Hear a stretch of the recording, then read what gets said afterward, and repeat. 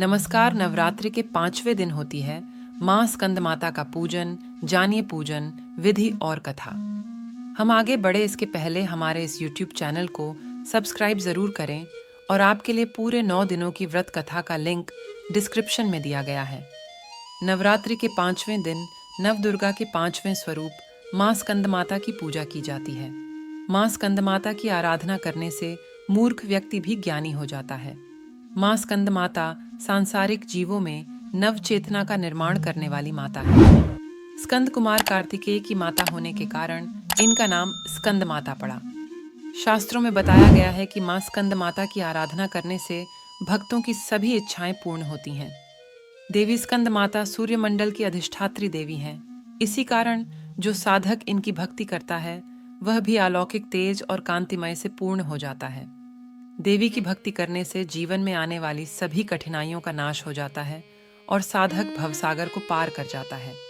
ऐसा कहा जाता है कि कालिदास द्वारा रचित रघुवंश महाकाव्य और मेघदूत रचनाएं भी माँ स्कंदमाता की कृपा से ही पूर्ण हुई।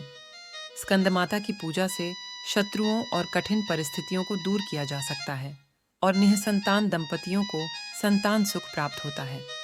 ऐसा माना जाता है कि जो भी साधक स्कंद माता की कृपा प्राप्त करता है उसके मन और शरीर में असाधारण ज्ञान प्राप्त होता है। माँ स्कंद माता को जौ और बाजरा दिया जाता है और शारीरिक समस्याओं से छुटकारा पाने के लिए माँ को केला भी अर्पित किया जाता है। माँ स्कंद माता मंत्र। ओम स्कंद मात्र्य नमः। फूल का रंग नीला, कमल का फूल। स्कंद माता का स्वरूप। स्कंद माता 2 शब्दों से मिलकर बना है, स्कंद और माता। स्कंद का अर्थ भगवान कार्तिकेय से है, जिनका एक नाम स्कंद कुमार भी है, और माता का अर्थ है माँ। स्कंद माता माँ पार्वती का ही एक रूप है। देवी स्कंद माता की 4 भुजाएं हैं।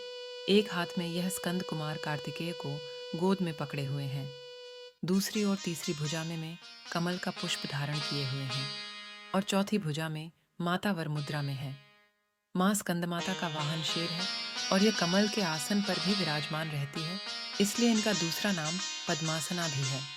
माता का यह रूप हमें सिखाता है कि जब हम भक्ति के मार्ग पर चलते हैं तो हमें अपने क्रोध को नियंत्रित रखना चाहिए।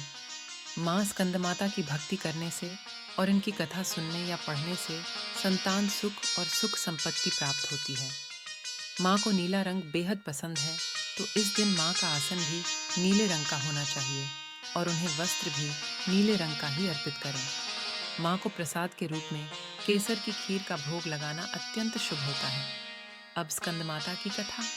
पौराणिक मान्यताओं के अनुसार सती द्वारा स्वयं को यज्ञ में भस्म करने के बाद भगवान शिव सांसारिक संसार से अलग होकर कठिन तपस्या में लीन हो गए।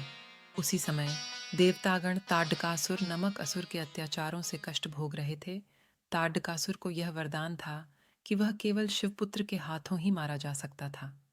कथा के अनुसार ताडकासुर ने एक बार घोर तपस्या से ब्रह्मा को प्रसन्न किया।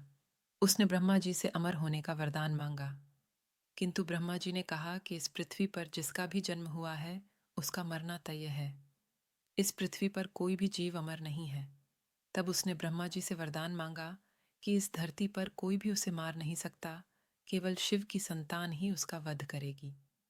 तारकासुर का मानना था कि सती के भस्म होने के बाद भोलेनाथ कभी शादी नहीं करेंगे और उनका कोई पुत्र नहीं होगा।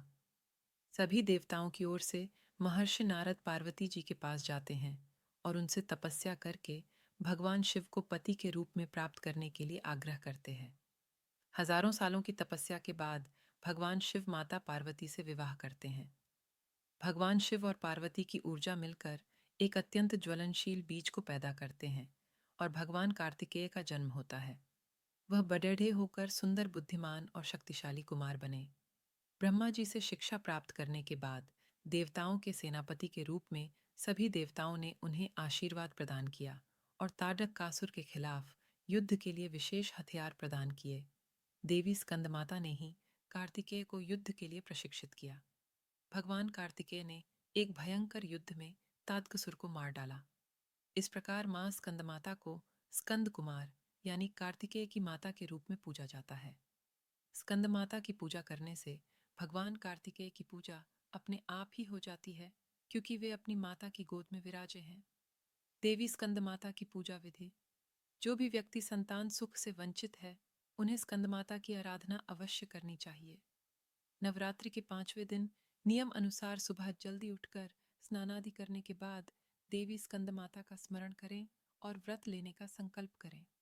इसके बाद चौकी पर स्कंदमाता की प्रतिमा स्थापित करें और गंगाजल से मां को स्नान कराएं। उसके बाद मां को सुहाग की सामग्री भेंट करें। मां को नीला रंग बेहद पसंद है, तो इस दिन मां का आसन भी नीले रंग का होना चाहिए और उन्हें वस्त्र भी नीले रंग का ही अर्पित करें। इसके बाद मां को चंदन, रोली, हल्दी, सिंदूर, बिल्वपत्र आदि अर्पित करें। फिर दुर्गा सप्तशती का पाठ करें और स्कंद माता के मंत्र का जाप करें। अंत में घी का दीपक और धूप से माता की आरती करें और उन्हें भोग लगाएं। मां को प्रसाद के रूप में केसर की खीर का भोग लगाना अत्यंत शुभ होता है। हमारे द्वारा दी गई जानकारी अच्छी लगी हो तो हमारे इस YouTube चैनल को सब्सक्राइब जरूर करें। धन्यवाद।